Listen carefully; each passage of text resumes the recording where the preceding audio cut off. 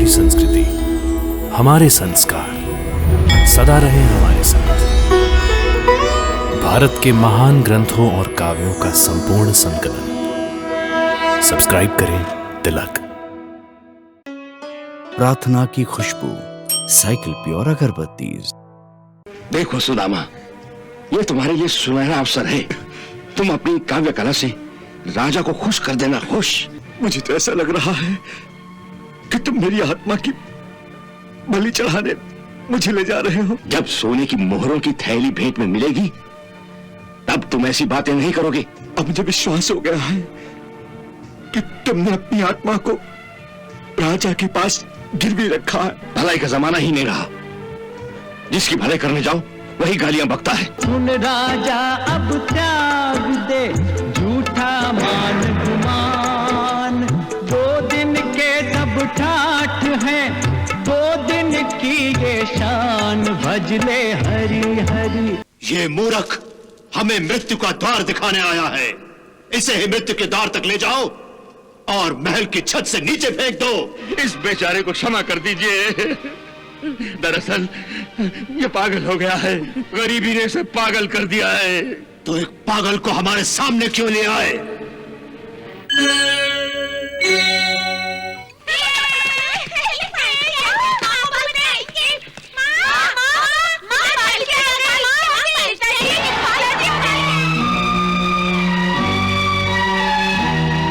प्रणाम भाभी जी। देवर जी, आप आइए।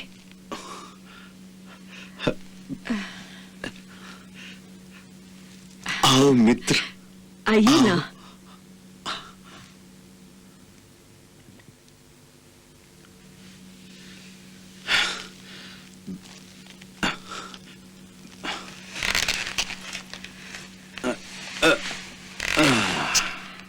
आपने तो मुझे चौंका ही दिया। आप पालकी से कैसे? राजा ने मेरा सम्मान किया है। भाभी जी, दरबार में मेरा महत्वपूर्ण स्थान है और काम क्या, केवल राजा के सामने अपनी विद्वत्ता का प्रदर्शन करना। विद्वता का नहीं बल्कि राजा की चापलूसी का प्रदर्शन करना। अपनी कविता में राजा के उन गुणों का गान करना जो राजा में है ही नहीं। ये काम एक चारण और भाट के होते हैं, एक ब्राह्मण के नहीं। सुन लिया आपने भाभी जी।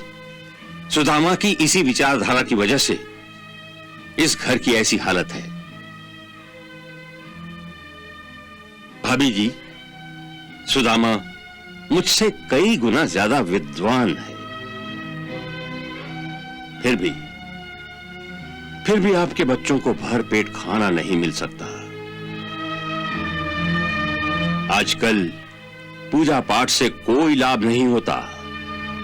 इससे अच्छा है कि सुदामा राजा के दरबार में जाए और मेरी तरह ही राजा के गुणों का गान करे।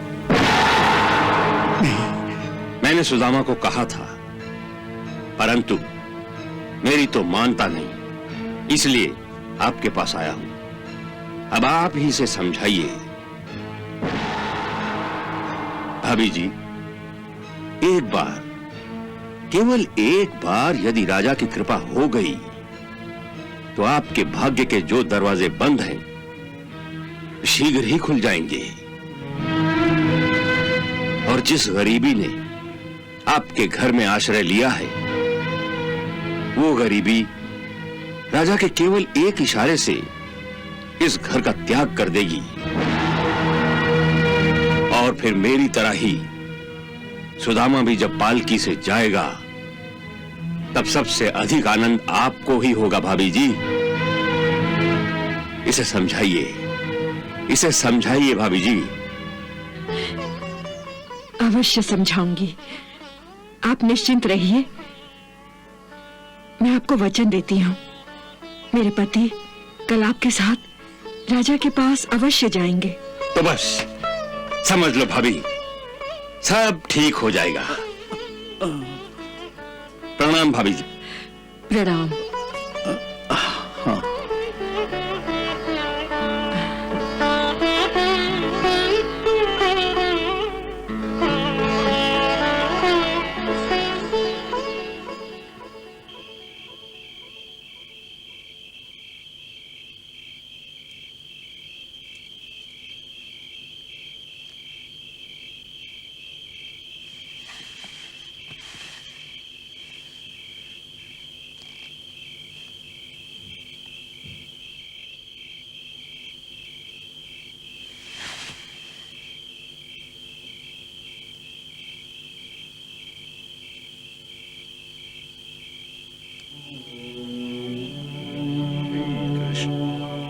श्री कृष्ण श्री कृष्ण श्री कृष्ण श्री कृष्ण श्री कृष्ण श्री कृष्ण श्री कृष्ण। अब ये श्री कृष्ण का जाप 2 दिन के लिए बंद करो। वसुंधरे, क्या कोई मानव 2 दिन के लिए सांस लेना बंद कर सकता है? श्री कृष्ण तो मेरी आत्मा है। यदि किसी के देह से उसकी आत्मा को 2 दिन के लिए अलग किया गया तो उस देह का होगा क्या? आप शुभ शुभ बोलिए। शुभ ही तो बोल रहा हूं। श्री कृष्ण श्री कृष्ण। जो जीवा श्री कृष्ण का नाम नहीं लेगी उस जीवा का मानव के लिए उपयोग ही क्या है?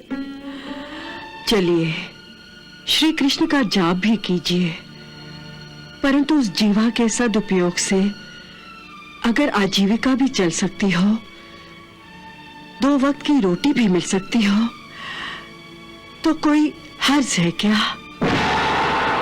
जीवा का सदुपयोग अर्थात हरि नाम के जप से अधिक सदुपयोग भी है कोई जीवा का? अवश्य है। अर्थात ये कि जैसा पंडित चक्रधर जी ने कहा है वैसे ही ये कविता लिखी है जिसमें राजा की प्रशंसा हो, और वो कविता राजा को सुना कर आइए। यही है जिह्वा का सदुपयोग। नहीं वसुंधरा, तुम जो कह रही हो वो जिह्वा का दुरुपयोग है। देखो, ब्राह्मण का स्थान गुरु का स्थान होता है।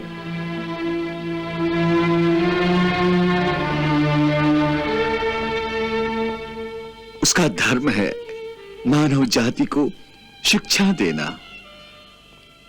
उसका धर्म है राजा को उपदेश देना, उसे सन्मार्ग दिखाना। राजा के सामने धन के लालच से गिड़गिड़ाना ब्राह्मण धर्म के विरुद्ध है। आपने ब्राह्मण धर्म का विवेचन तो कर दिया, परंतु क्या आप एक पति और पिता के धर्म का भी विवेचन करेंगे? हाँ, पति का धर्म है स्त्री की रक्षा करना, उसका दुख बांटना, उसको सुखी रखना। और पिता का धर्म है बच्चों का लालन पालन करना, उन्हें स्वस्थ रखना, शिक्षा दिलाना और उनको अच्छा मानव बनाना। क्या आप एक पति और पिता होने के नाते अपने धर्म का पालन करने में सफल रहे हैं?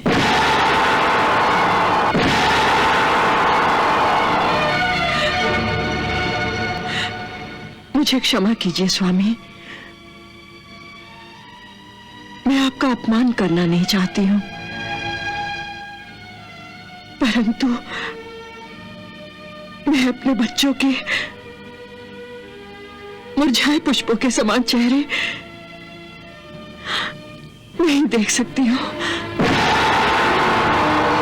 श्री कृष्ण श्री कृष्ण। स्वामी, ये दीप देखा आपने?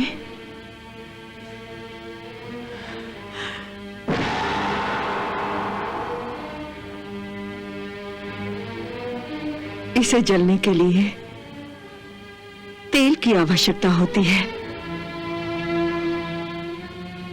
ठीक उसी प्रकार हमारे बच्चों को बड़े होने के लिए अन्न की आवश्यकता है। स्वामी, तेल समाप्त हो जाने पर दीप बुझ जाता है। स्वामी, कहीं ऐसा ना हो कि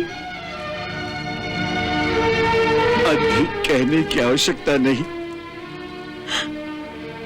मैं चक्रधर के साथ राजा के पास अवश्य जाऊंगा।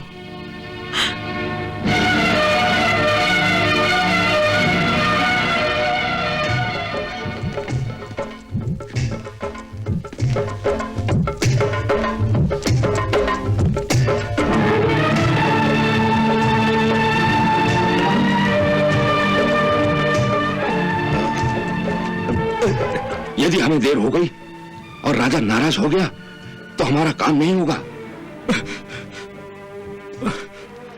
देखो सुदामा, ये तुम्हारे लिए सुनहरा अवसर है। तुम अपनी काव्य कला से राजा को खुश कर देना। खुश, समझे? मुझे तो ऐसा लग रहा है कि तुम मेरी आत्मा की बलि चढ़ाने मुझे ले जा रहे हो। जब सोने की मोहरों की थैली भेंट में मिलेगी तब तुम ऐसी बातें नहीं करोगे। तब तो कहोगे ये सोने की मोहरें ही तुम्हारी आत्मा है। अब मुझे विश्वास हो गया है कि तुमने अपनी आत्मा को राजा के पास गिरवी रखा है। बंद करो अपना प्रवचन। भलाई का जमाना ही नहीं रहा। जिसकी भलाई करने जाओ वही गालियां बकता है। अब चलो चलो, आओ चलो, आओ।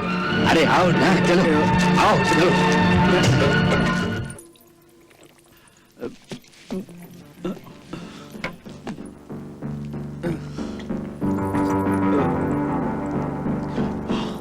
कुछ बोलने की आवश्यकता नहीं है।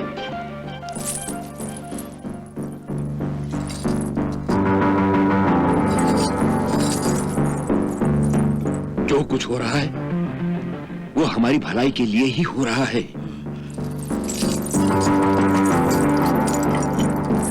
ऐसी बेहोशी में राजा कदाचित एक की जगह दो दो थैलियां दे सकता है।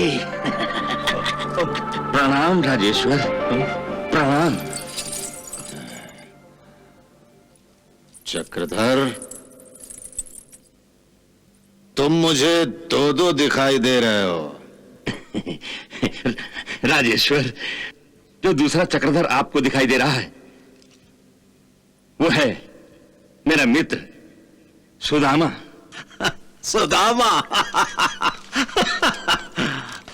राजेश्वर, सुदामा बहुत विद्वान ब्राह्मण है। राजेश्वर, विद्वान ब्राह्मण?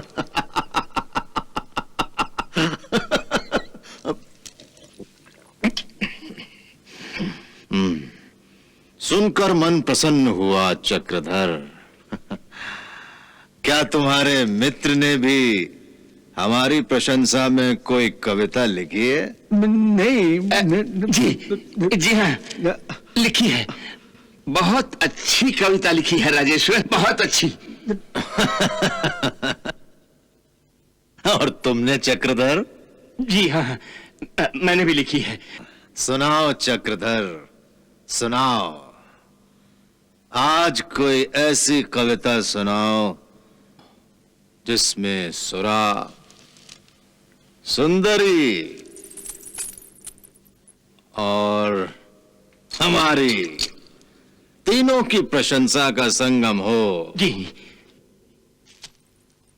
चलो चलो सुदामा।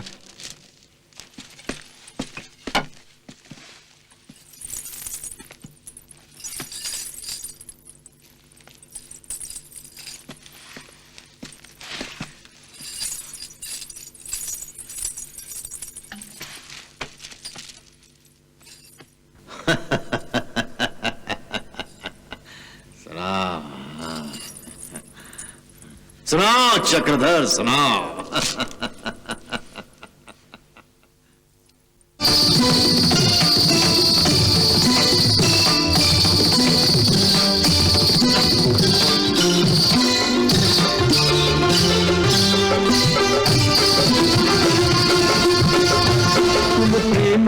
तुम दानवीर तुम सुंदरता के पुजारी, दासों के दास हम किस मुख से प्रभु शोभा कहे तुम्हारे। जय जय महाराज महाराजाधिराज, जय महाराज महाराजाधिराज।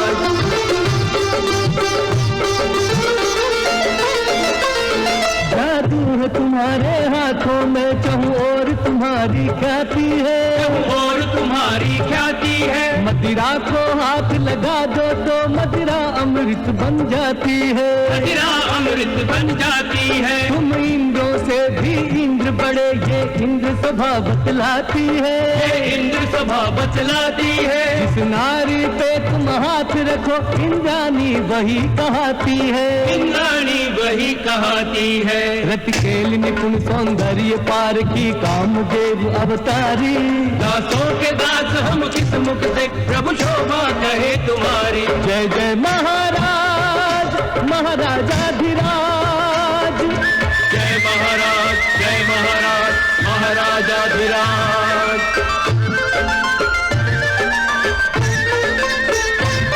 देवों के लिए होंगे कुबेर, अपने तो देव कुबेर तुम्ही, अपने तो देव कुबेर तुम्ही। भगवान के चरणों से हटकर अब दृष्टि इन्हीं चरणों पे थमी, अब दृष्टि इन्हीं चरणों पे थमी। अपनी बिरदावन के हमसे दो बोल जो तुम सुन लेते हो, दो बोल जो तुम सुन लेते हो। कभी अंगूठी कभी कंठहार पल में उतार दे देते हो, पल में उतार दे देते हो। हे नर कुबेर मत करो देर, तुम दाता हम है भिखारी, दासों के दास हम किस मुख से प्रभु शोभा कहे तुम्हारी। जय जय महाराज महाराजाधिराज, जय जय महाराज महाराजाधिराज। वाह वाह वाह वाह चक्रधर वाह। चक्रधर, तुम्हारी कविता से हम प्रभावित हुए हैं। तुम्हारे जैसे विद्वान ब्राह्मण हमारे राज्य के भूषण हैं, भूषण।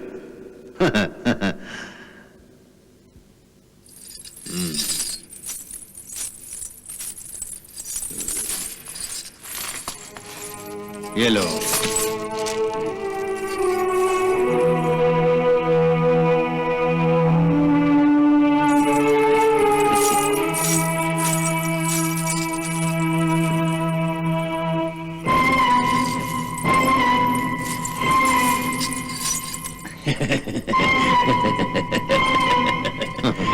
तुम्हारा ये मित्र क्या नाम बताया था तुमने? जी सुदामा, सुदामा। उससे कहो क्या लिखा है हमें सुनाए। जी सुदामा,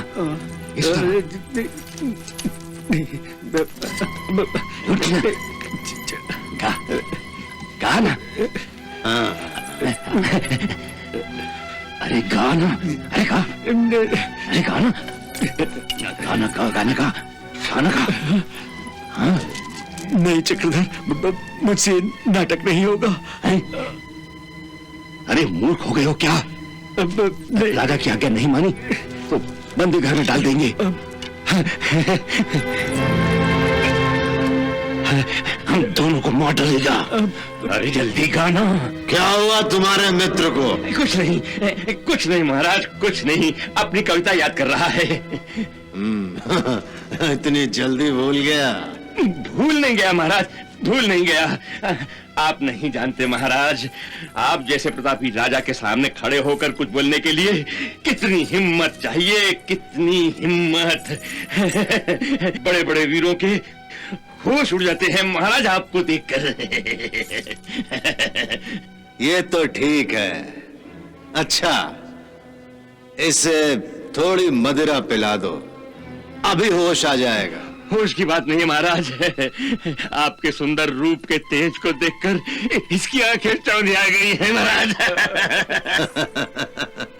वो तो होगा ही चक्रधर, हमारा तेज कौन सहन कर सकता है? क्यों मैनावती? जी महाराज, धरती तो क्या स्वर्ग के देवता भी आपका तेज सहन नहीं कर सकते। अच्छा चक्रधर, इससे कहो कि यदि हमारे रूप का तेज सहन नहीं होता तो अपनी आंखें बंद करके हमें कविता सुनाए। अब देर मत करो, हम आज्ञा देने के बाद प्रतीक्षा करने के आदि नहीं।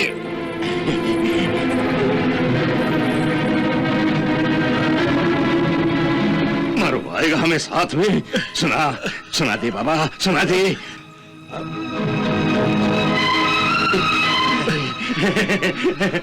मैं फांसी के फंदे पर लटकवाएगा।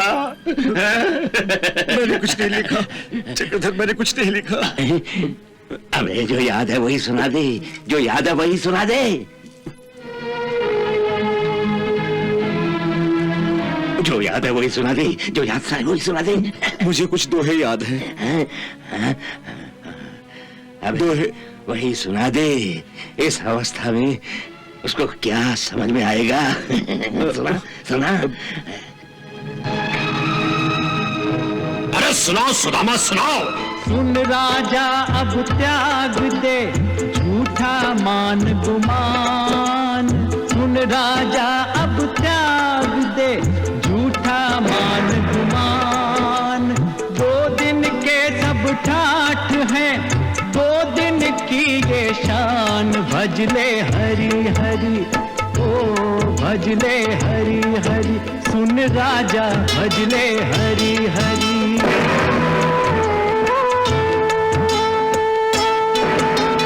कल राजा कोई और था, कल होगा कोई और।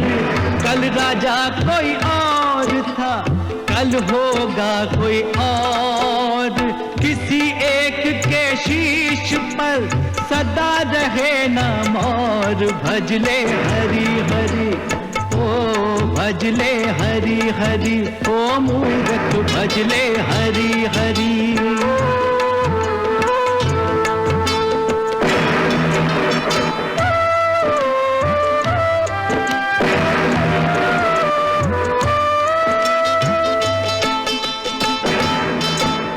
राजा राणा छत्रपति आथिन के असबार। राजा राणा छत्रपति आथिन के असबार।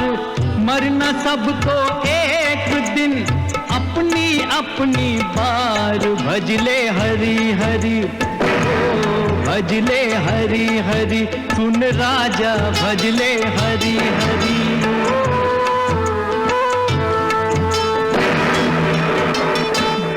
बिना निर्धन दुखी, तृष्णा वश धनवान। दाम बिना निर्धन दुखी, तृष्णा वश धनवान। कहूँ न सुख संसार में, सब जग देखा छान। भजले हरि हरि, ओ भजले हरि हरि। सुन सुन रे भजले हरि हरि।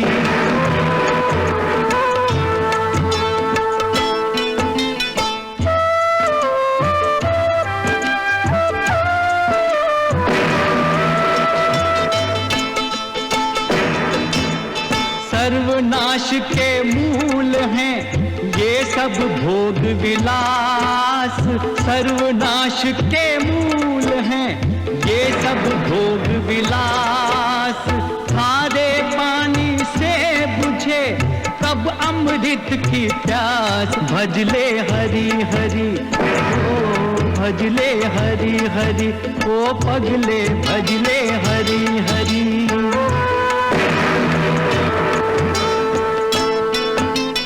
कोई तेरे पाप का भाग न बांटन हार। कोई तेरे पाप का भाग न बांटन हार। पछताएगा मौत जब आएगी तेरे द्वार। भजले हरि हरि, ओ भजले हरि हरि। ओ मूर्ख भजले हरि। पछताएगा मौत जब आएगी तेरे द्वार बंद ढक करो ये दे। बकवास।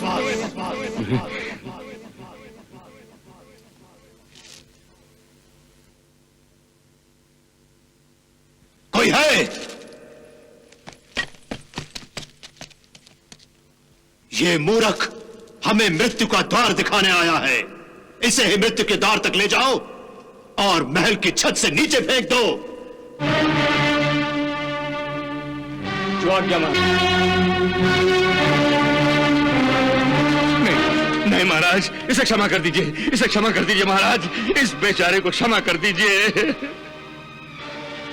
ये तो महामूर्ख है। दरअसल ये पागल हो गया है। गरीबी ने इसे पागल कर दिया है। ये अपने होश में नहीं है महाराज। तो एक पागल को हमारे सामने क्यों ले आए? महाराज, इसकी गरीबी पर मुझे तरस आ गया था। पिछले 3 दिन से इसके बच्चे और इसकी पत्नी ने भोजन नहीं किया महाराज। मैंने सोचा आप तो गरीब नवाज हैं, आपकी कृपा दृष्टि अगर इस पर पड़ गई तो ये निहाल हो जाएगा महाराज। लेकिन ये मैं क्या जानता था कि आज फिर इस पर पागलपन का दौरा पड़ जाएगा। ये मर गया महाराज, तो इसके साथ इसके बच्चे और इसकी पत्नी भी मर जाएगी। और इससे आपका अपयश होगा महाराज, आपका अपयश। क्या कहते हो? अपयश होगा? प्रजा हमें बुरा कहेगी? ये प्रजा की क्या मजाल जो आपको बुरा कहे महाराज। जानते हैं आप कि प्रजा आपके बारे में क्या कहती है? क्या कहती है? प्रजा तो कहती है कि आप भगवान जी से भी अधिक दयावान है।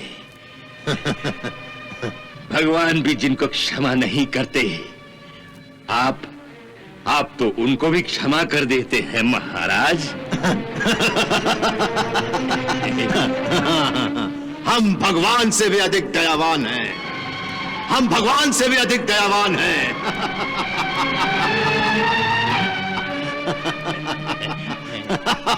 वाह चक्रधर वाह, हम भगवान से भी अधिक दयावान हैं। हम सबको क्षमा कर देते हैं। हाँ। क्षमा कर दो, क्षमा कर दो इसे छत से फेंको नहीं, केवल धक्के मार कर निकाल दो। ले जाओ। जो आज्ञा।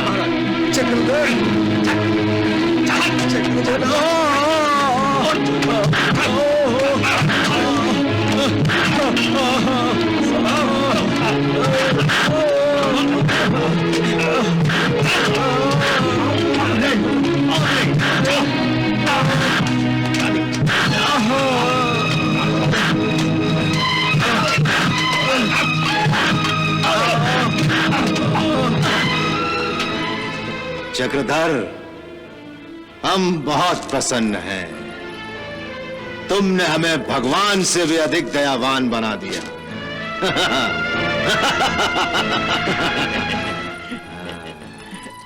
लो,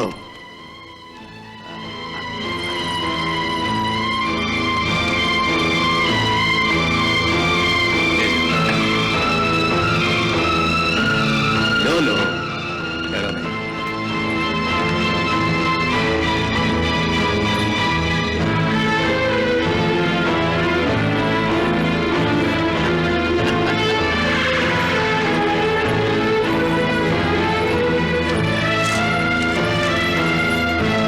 महाराज की जय हो, महाराज की जय हो।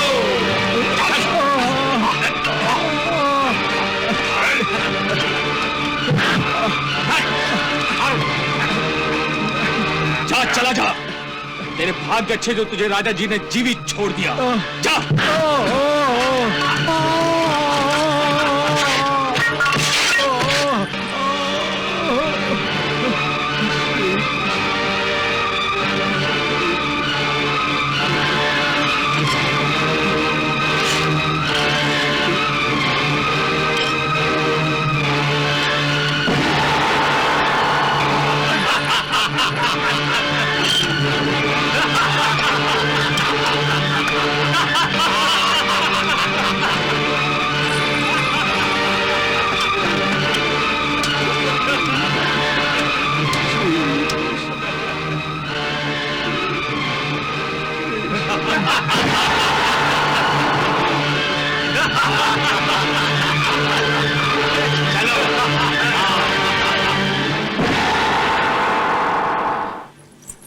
प्रभु, इनके दुख की भी कोई सीमा है कि नहीं? कहीं अंत भी होगा या नहीं? अंत होगा नहीं देवी, हो गया है। मैं समझी नहीं प्रभु। ये उसकी अंतिम परीक्षा थी। दुख की चरम सीमा पार करने के पश्चात ही प्राणी सुख की सीमा में पहला कदम रखता है। तो इसका अर्थ है सुदामा के दुख के दिन समाप्त हो गए, सुख के दिन आ गए। सुख के दिन आने गए, आने वाले हैं देवी। जैसे रात समाप्त होने पर प्रातः काल का प्रकाश धीरे धीरे बढ़ता है, उसी प्रकार जब प्राणी के पुण्य कर्मों का उदय होता है तो धीरे धीरे जीवन में सुख का प्रकाश आने लगता है। उसके लिए मनुष्य की मति और उसकी बुद्धि में भी बदलाव आना आवश्यक है। अब देखो, वही होने वाला है सुदामा के साथ।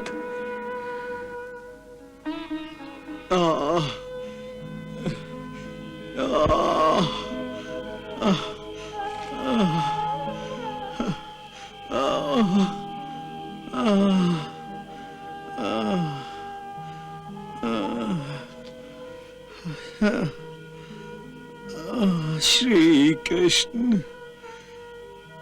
श्री कृष्ण, श्री कृष्ण, श्री कृष्ण, श्री कृष्ण, श्री कृष्ण, श्री कृष्ण,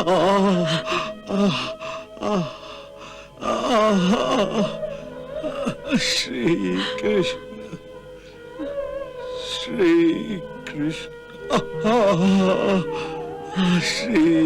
कृष्ण। मुझे क्षमा कर दो। श्री कृष्ण। ये सब मेरा ही दोष है। ना मैं आपको वहां जाने पर विवश करती,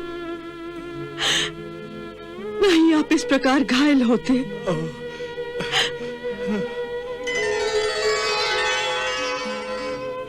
हे विधाता, हमने तेरा क्या बिगाड़ा है जो तू हमें इतने दुख दे रहा है? नहीं वसुंधरे, इसमें विधाता का कोई दोष नहीं।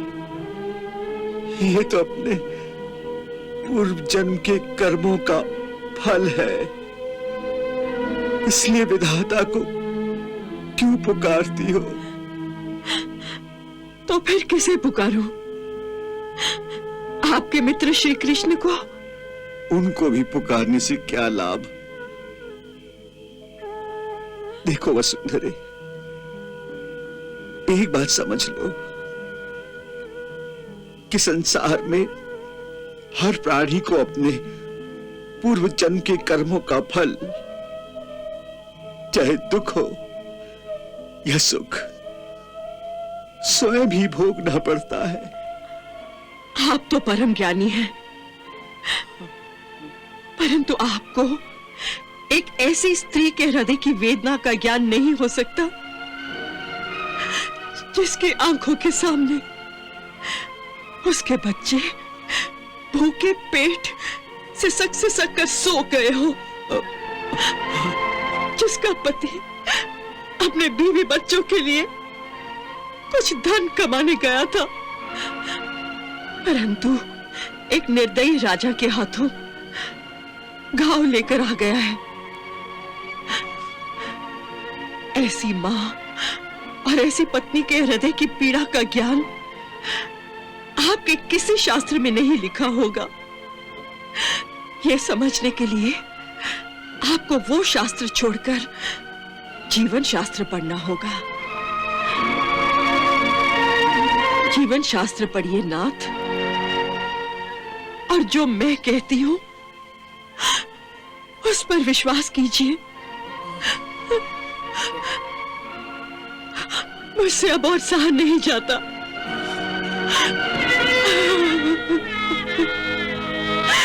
नहीं सहा जाता मुझसे, नहीं सहा जाता।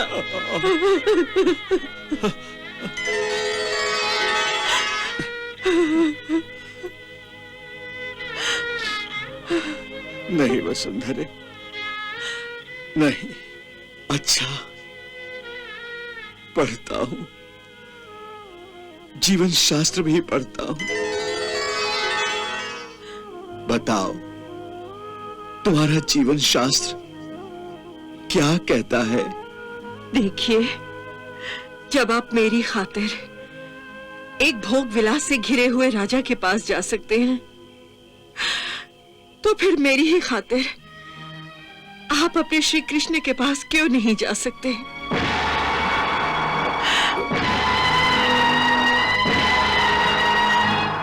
उन द्वारिकाधीश को आप भगवान मानते हैं, उनके परम भक्त भी हैं।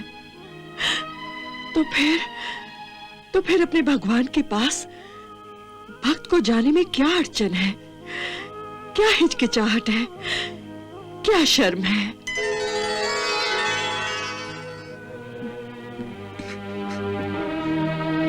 शर्म? मुझे भगवान से मांगने में कोई शर्म नहीं, कोई लाज नहीं। भगवान के पास जाने में कोई हिचकिचाहट नहीं। परंतु हिचकिचाहट है अपने मित्र के सामने हाथ फैलाने में। उससे एक पुरुष की मर्दानगी को चोट लगती है। इसलिए मैं एक मित्र के द्वार पर जाने से हिचकिचा रहा हूं। परंतु क्यों नाथ, आप उनके पास जाने से क्यों हिचकिचा रहे हैं, जिनका नाम लेकर सारा संसार जीता है? वो तो दीनों की सुध लेने वाले हैं, इसीलिए दीन दयाल कहलाते हैं। देखिए, आप इस तीसरे पल में भी इन दयाहीन संसारियों के द्वार पर भिक्षा मांगने जाते हैं, परंतु उस दीन दयाल के द्वार पर क्यों नहीं जाते? वो तो मांगे बिना ही सब कुछ देने वाले हैं। वो तो तीनों लोकों में सबसे बड़े दानी हैं।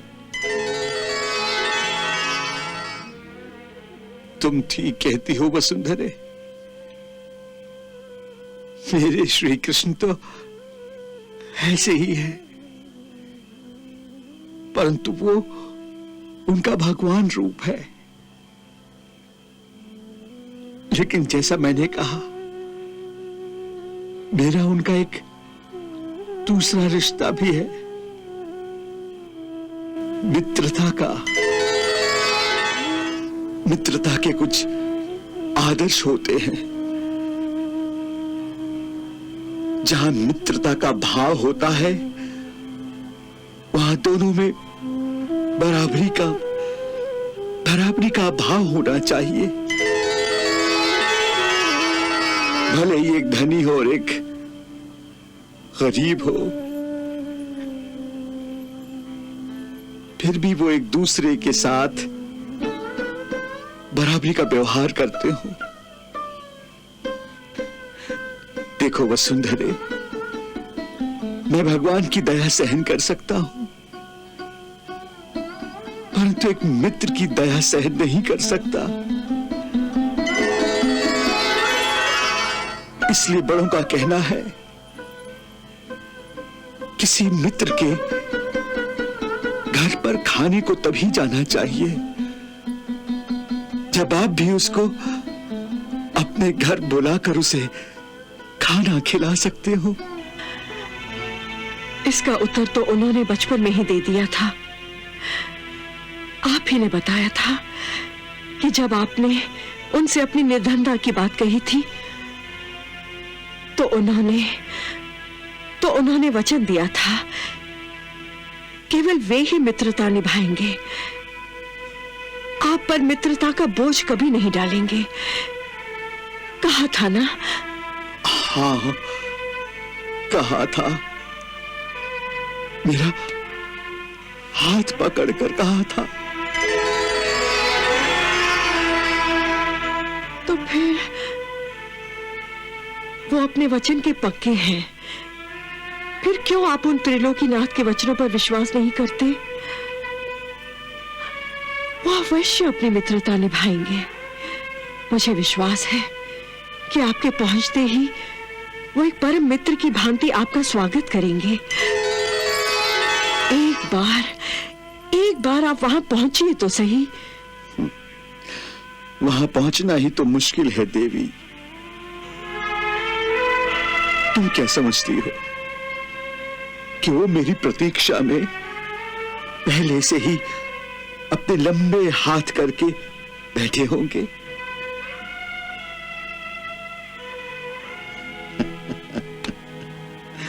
नहीं वसुंधरे, वो राजेश्वर हैं।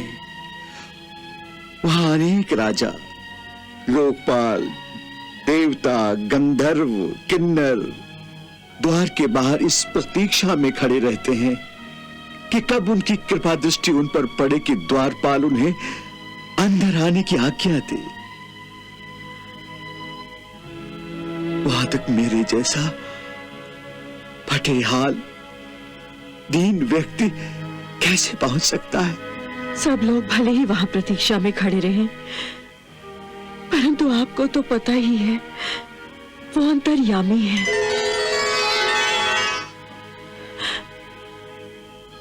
आपके पहुंचने पर वो स्वयं ही जान जाएंगे और सबसे पहले आपसे ही भेंट करेंगे। कोई द्वारपाल आपको नहीं रोकेगा। अच्छा, मान लिया कि द्वारपाल मुझे अंदर ले जाएंगे, परंतु ये सोचो वसुंधरा कि उस समय उनके दरबार में देश देश के राजे रजवाड़े, किन्नर, गंधर्व, जाने कौन कौन खड़े होंगे। वहां नंगे पांव और फटे कपड़ों के साथ जब मैं जाऊंगा तो क्या कहकर मेरा परिचय कराएंगे? क्या वो गर्व से कह सकेंगे कि ये मेरा मित्र है? और यदि मैं स्वयं मित्र कह के उनसे गले लग जाऊंगा तो सबके सामने उन्हें कितना संकुचित होना पड़ेगा। मेरे कारण उन्हें सबके सामने आंखें नीची करनी पड़े, ऐसा मैं कभी नहीं करूंगा। इससे तो यही अच्छा है कि अब तक जैसे सुख दुख के दिन किसी न किसी प्रकार काट लिए, बाकी जितने रह गए हैं वो भी उसी प्रकार कट जाएंगे। अब जीवन के अंतिम पहर में एक मित्र का एहसान लेकर कनौड़ा क्यों बनाती हो मुझे?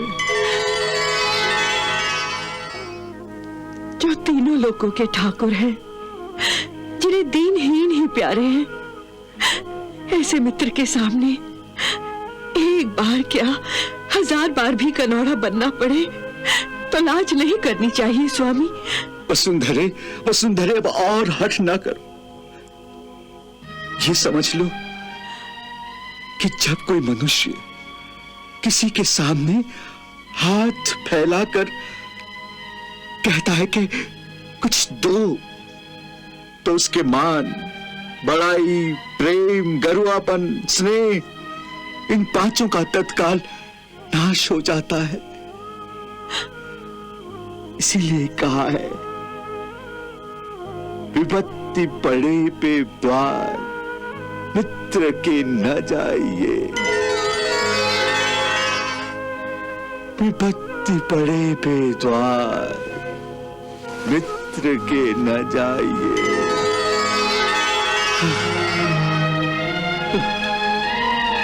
विपत्ति पड़े पे द्वार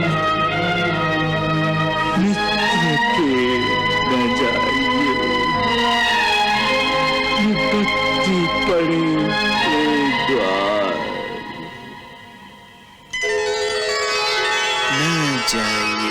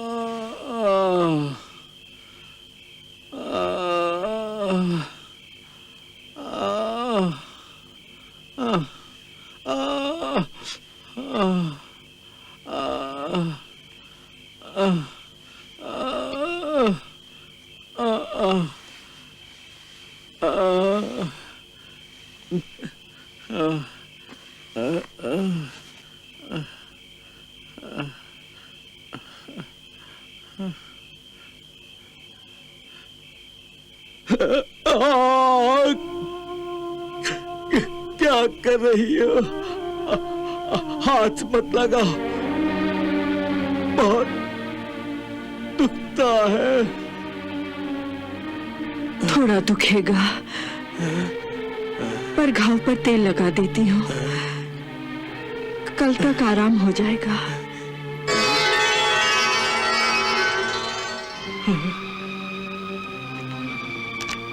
तेल?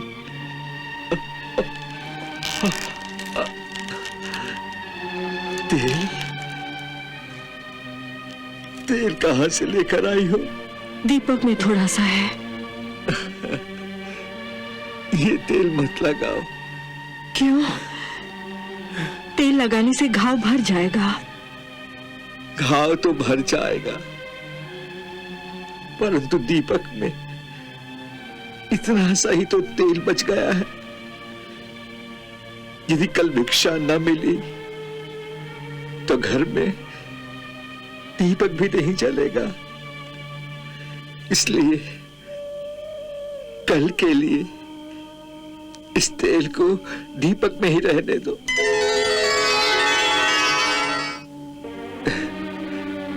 मेरा घाव इतना गहरा नहीं है, स्वयं ही ठीक हो जाएगा। जाओ, तुम सो जाओ, तुम सो जाओ। हे कृष्ण।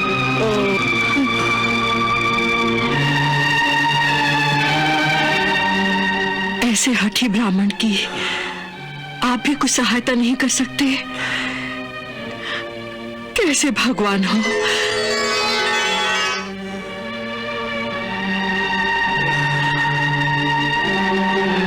ये मुझसे सेवा नहीं कराते ना सही, आप ही इनके घाव भर दो। आपके भक्त भी हैं और मित्र भी।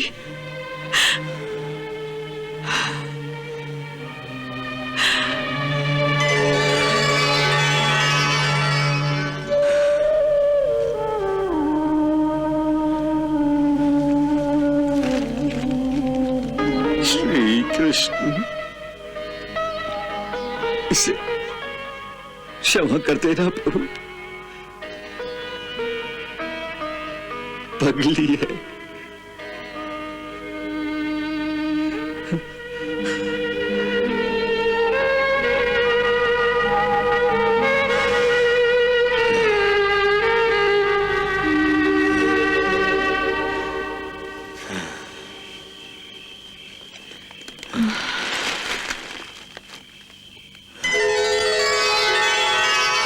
लो देवी, पत्नी ने आदेश दे दिया कि मैं स्वयं जाकर सुदामा की सेवा करूं, और सुदामा उसके लिए प्रार्थना कर रहा है कि पगली समझकर उसे क्षमा कर दूं। तो आप किसकी बात मानेंगे प्रभु? दोनों की। अर्थात मैं समझी नहीं।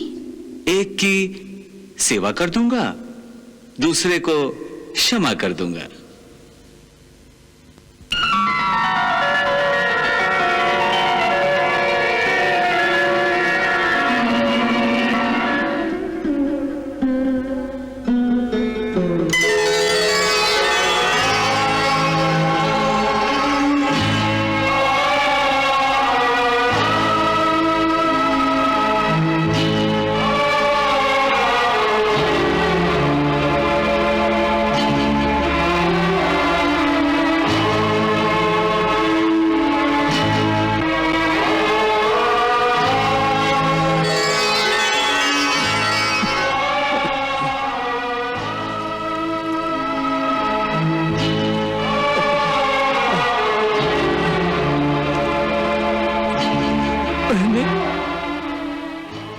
मैंने तुम्हें मना किया था ना, तेल मत लगाओ, फिर क्यों लगा रही हो? ये नींद में किससे बातें कर रहे हो? तुमसे तो कह रहा हूं, तेल मत लगाओ।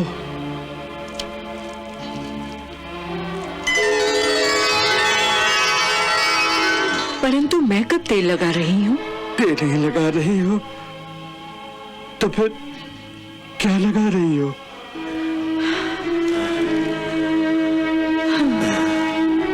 मैं तो सो रही हूँ।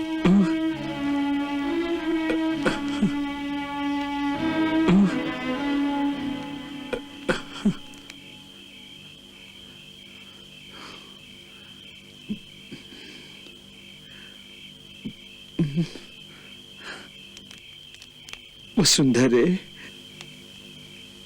अभी अभी तुमने मेरे घाव पर तेल लगाया है। ये देखो, तेल की चिकनाहट। क्या कह रहे हैं आप? चिकनाहट कहाँ से आ गई?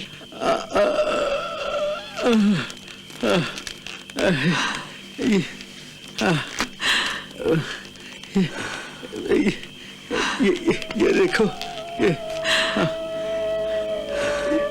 अरे ये तो क्या? ये तो माखन है।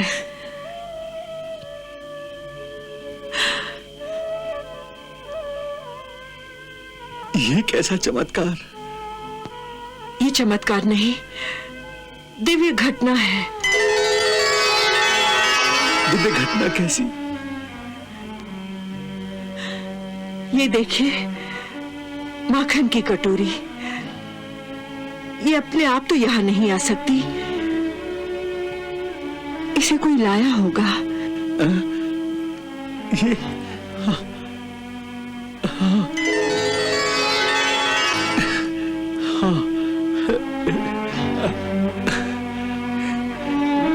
कौन लाया होगा?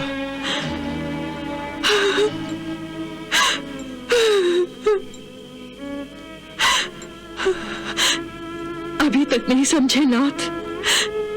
मैंने जो ताना दिया था आपके मित्र श्री कृष्ण को कि वो स्वयं आकर आपकी सेवा क्यों नहीं करते, वो इसके उत्तर में वो सचमुच ही माखन की कटोरी लेकर स्वयं चले आए।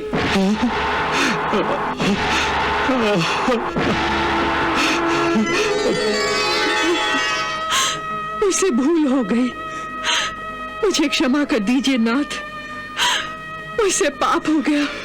मैं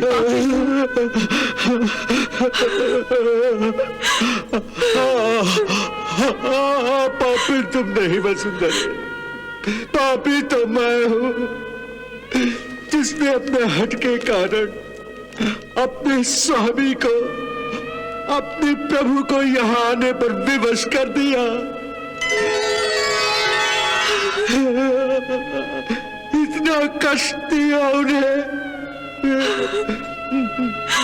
मैं पापी हूँ, मुझे क्षमा कर दो प्रभु, मुझे क्षमा कर दो प्रभु, मुझे क्षमा कर दो प्रभु, मुझे क्षमा कर दो प्रभु, मुझे क्षमा कर दो, मुझे क्षमा कर दो।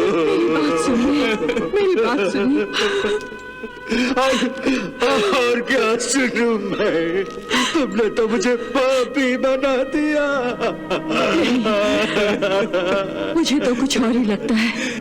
क्या लगता है तुम्हें? इसमें मुझे प्रभु का एक संदेश लगता है। कैसा संदेश? यही कि जैसे वो कह रहे हो कि यदि तुम मेरे पास ना आने का हट करते रहोगे तो मुझे स्वयं तुम्हारे पास आना पड़ेगा।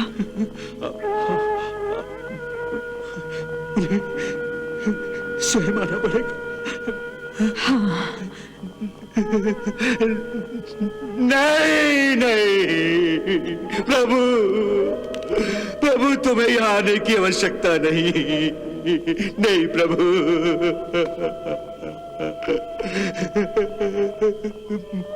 मैं स्वयं आऊंगा, मैं स्वयं आऊंगा प्रभु। मेरे हट को क्षमा कर दो प्रभु,